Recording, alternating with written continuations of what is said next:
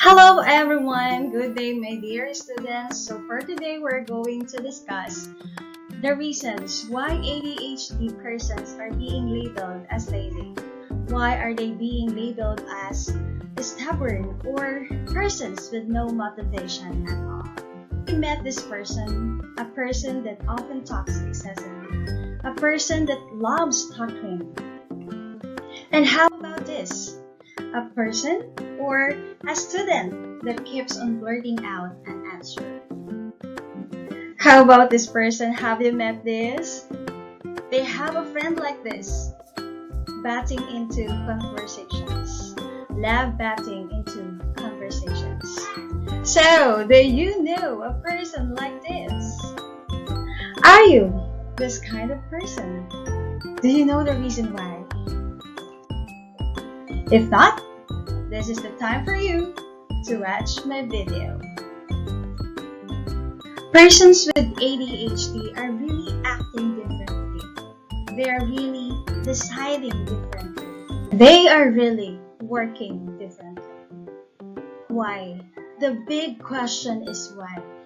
It's because of their frontal lobe. It's because one part of their brain is being affected or is affected by the disability called ADHD. And what part of the brain is that? The frontal lobe. If you're going to look at the brain of persons with ADHD, their frontal lobe is smaller compared to the normal persons. And this frontal lobe is the one that is responsible for executive functioning. Their impulse control is affected. Their emotional control, their flexible thinking, their working memory, their self-monitoring, their planning and prioritizing, and even their task initiation, their organization, all of those executive functioning are affected by the disability ADHD. So come to think of it, how could a certain person with ADHD could act normally, could speak normally, could work normally if their brain is affected, if their frontal lobe that is responsible for executive functioning is affected? Even think before they speak, or they really could not even think before they act. They could not rationalize the consequences of their actions. The other is that this one, their emotional control is being affected. This is the reason why they really could not assess themselves. They really could not assess themselves if they're very too angry already or too sad. It's because their emotional control is very affected. And with that, sometimes or more of the times, it's very hard for them to have friends. And that is so depressing. That is the sad part of their life because they feel, having no friends, they feel that they are not belong to us. They feel that they are not belong to the world. They sometimes even called as persons that are lazy. But I'm telling you, they are not lazy. They're acting like that, it's because of their brain. They're acting like that because it's very hard for them.